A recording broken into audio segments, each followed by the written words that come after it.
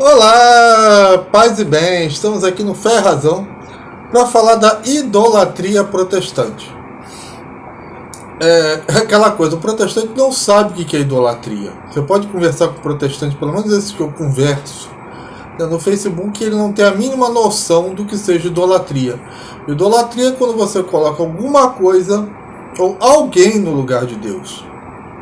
E o protestantismo foi fundado nas bases de idolatria e paganismo. Não tem nada de evangélico no protestantismo. Foi tirado daquilo que sai do ventre, né? Pelo reto, dali saiu o protestantismo, para resolver um problema psicológico, fisiológico ou monetário da pessoa. E eu, acho isso um problema tão sério que eu resolvi escrever sobre isso. Eu fiz um texto, raro fazer texto aqui, permita-me lê-lo, tá? Tentarei ser o mais breve possível, mostrando 7 pontos aos quais o protestante ele é idólatra, o princípio protestante é idólatra. Tá? Não vou nem aqui chegar aos pontos do paganismo que está inserido dentro do protestantismo, ao qual se coloca o homem no centro. Então são 7 princípios. O primeiro princípio é o princípio de querer fazer melhor que Jesus, né? Então observe, Jesus Cristo se sacrificou pela igreja a fim de santificá-la, garantindo que estaria com a igreja até o final dos tempos. Você lê lá em Efésios 5, 25, que Cristo amou a igreja e se entregou por ela, para santificá-la, purificando pela água do batismo, com a palavra, para apresentá-la a si, futuramente apresentar essa igreja, para ele, toda gloriosa, sem mácula e sem ruga, sem qualquer outro defeito semelhante, mas santa e irrepreensível. Foi esse o sacrifício de Cristo, ao qual ele garante a condução do Pai, que essa igreja seria conduzida pelo Pai e assistida pelo Espírito Santo. Quer dizer, a palavra do próprio Cristo dá toda a garantia que essa igreja não há de se corromper.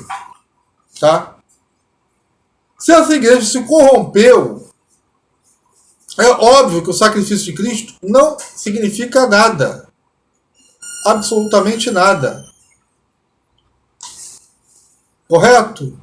Sim, porque você lê em Efésios que ele fez isso para apresentar essa igreja a ele.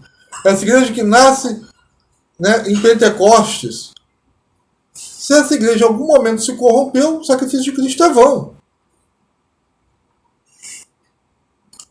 E olha que eu estou falando da igreja, não estou falando de um indivíduo. Se a corrupção do indivíduo marca a corrupção da igreja por inteiro, ora, a traição de Judas já invalidaria todo o sacrifício de Cristo. O que para um católico é impensável, mas para um protestante, pelo visto, nem tanto. Uma vez que Lutero e seus sucessores cogitaram fazer algo melhor do que Cristo, sem nenhum sacrifício.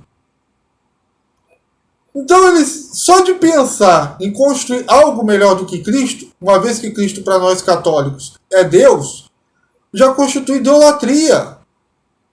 Ou caso você não acredite que Jesus Cristo é Deus, ele foi mandado aqui para fundar uma igreja. Ele funda uma igreja. Eu sempre falo, Jesus Cristo não deixou um livro, ele deixou um corpo apostólico, uma igreja visível, ao qual ele manda ir. Se teu irmão pecar contra ti, tenta resolver num grupo de pessoas. Se esse grupo de pessoas não resolver, vai à igreja. Quer dizer, a igreja é mais que um grupo de pessoas. Na igreja somos nós, como fazem os protestantes desigrejados, em um alto grau de idolatria, porque ele se acha igreja. Aliás, todo protestante se acha uma igreja em potencial. O segundo princípio é reescrever aquilo que é dito por eles mesmos com palavras de Deus.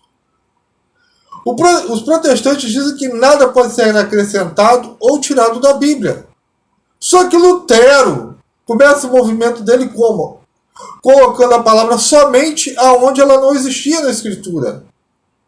E seus sucessores, né, seguindo esse movimento, colocam e tiram da Bíblia o que eles querem. Se não é como querem, eles vão lá e adulteram. Se não é como eu quero, eu vou lá e adultero. Essa é a máxima dos filhos de Lutero. Eles fazem da Bíblia um chiclete ao qual eles mastigam e tiram o que eles querem, ao gosto do freguês, e se tornam ventrílocos de Bíblia, dizendo que a Bíblia fala, que a Bíblia ensina, só para disfarçar as suas doutrinas do reto. Quer dizer, mais uma vez, eles se colocam no lugar de Deus.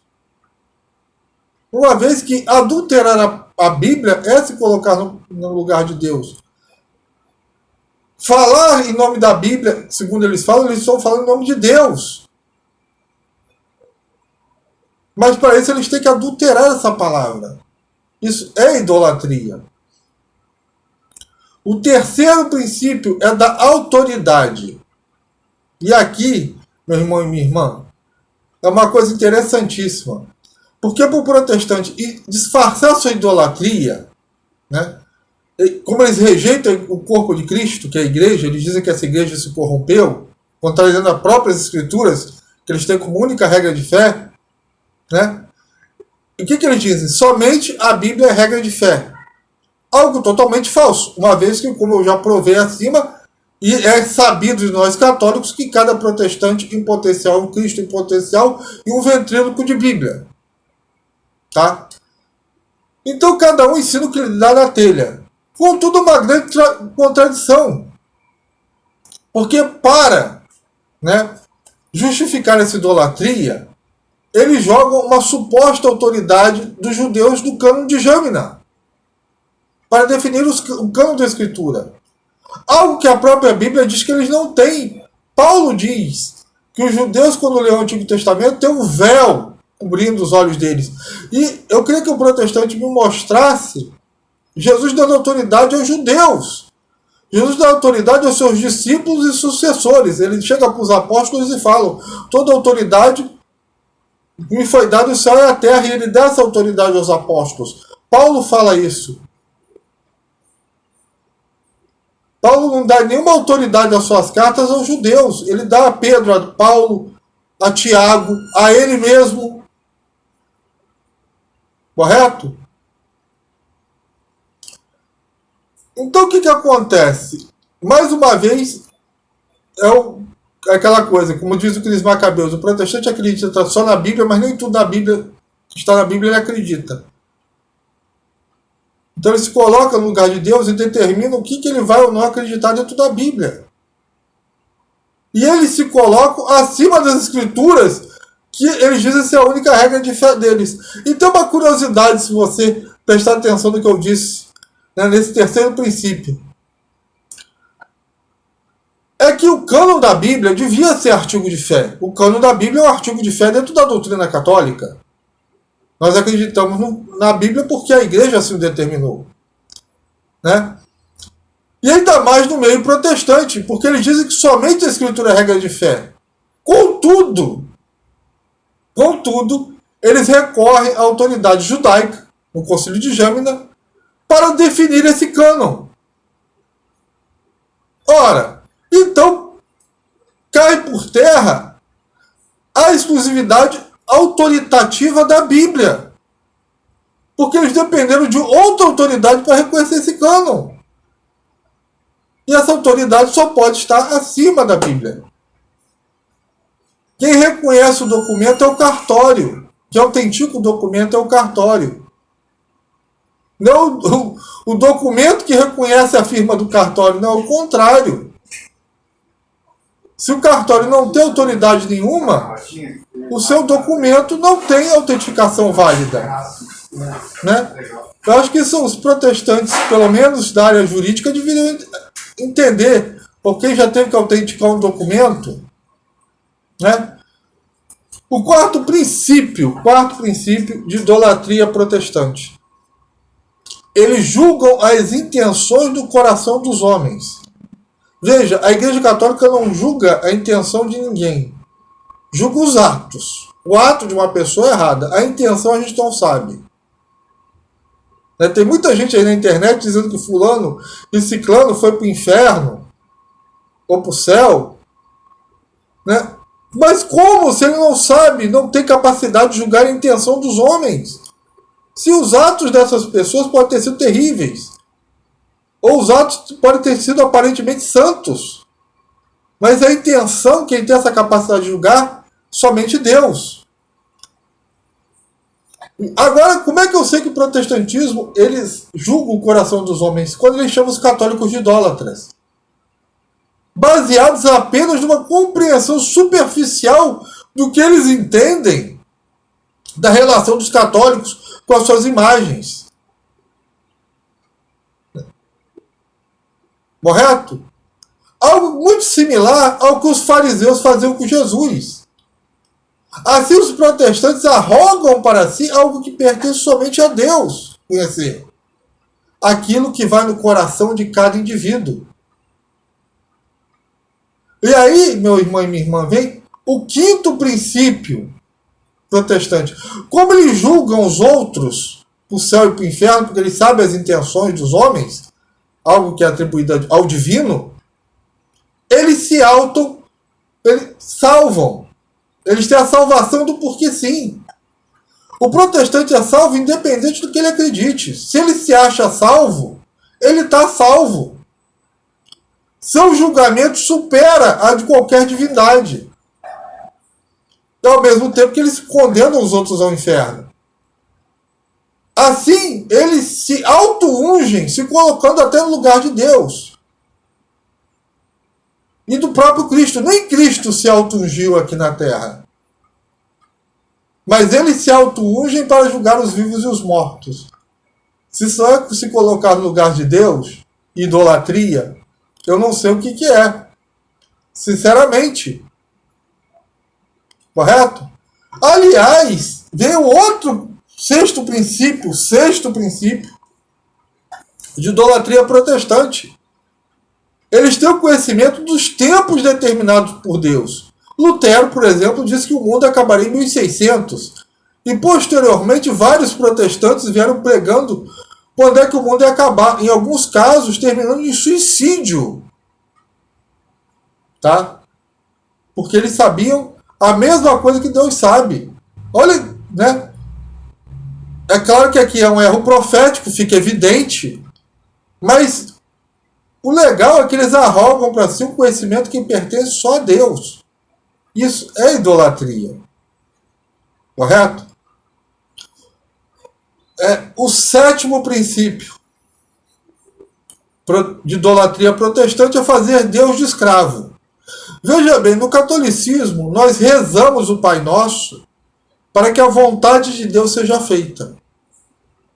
Então, para o católico, se a nossa oração foi aceita ou não, há um consolo de a vontade de Deus ter sido feita. Porque Deus sabe mais do que nós. Nós não nos colocamos no lugar de Deus.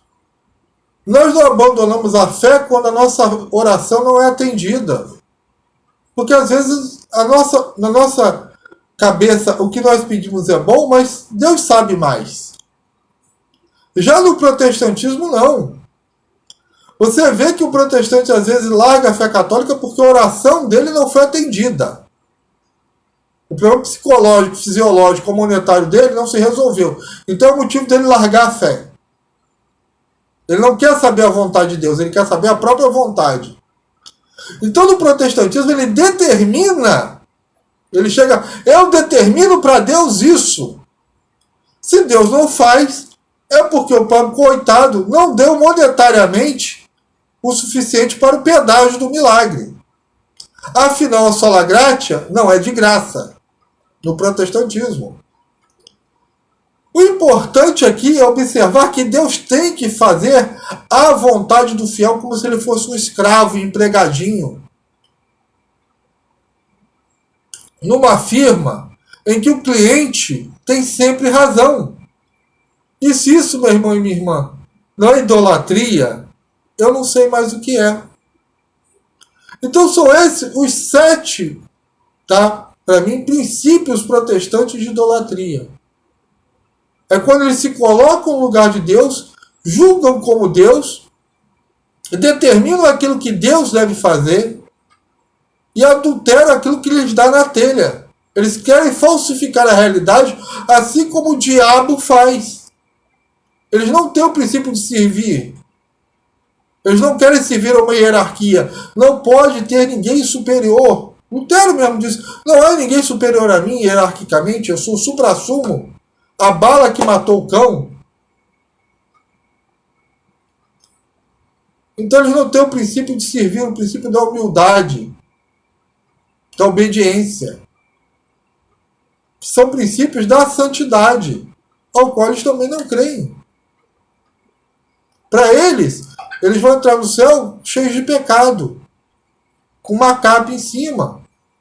Eles não precisam de purificação, de uma verdadeira conversão. Não. Uma vez que, para justificar qualquer coisa, eles usam a Bíblia. Como eu já falei, ventrílocos de Bíblia. Então, meu irmão e minha irmã, esse que é o princípio das coisas. Eu também quero aqui falar, né, terminar aqui, falando do Apoia-se. Né? O homenageado desse mês é o Pedro, que ajuda a gente lá no Apoia-se. Né? Que Deus abençoe a família do Pedro.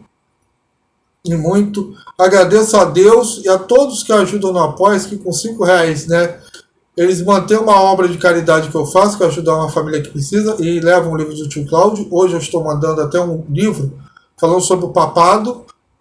Né? E é isso aí. Né? Deus abençoe muito a família do Pedro, abençoe a família de vocês também que me assistem. Deixa aí nos comentários o que vocês acham, se eu esqueci de alguma idolatria protestante. Coloquem aí. Paz e bem para todo mundo. E até a próxima. Amém.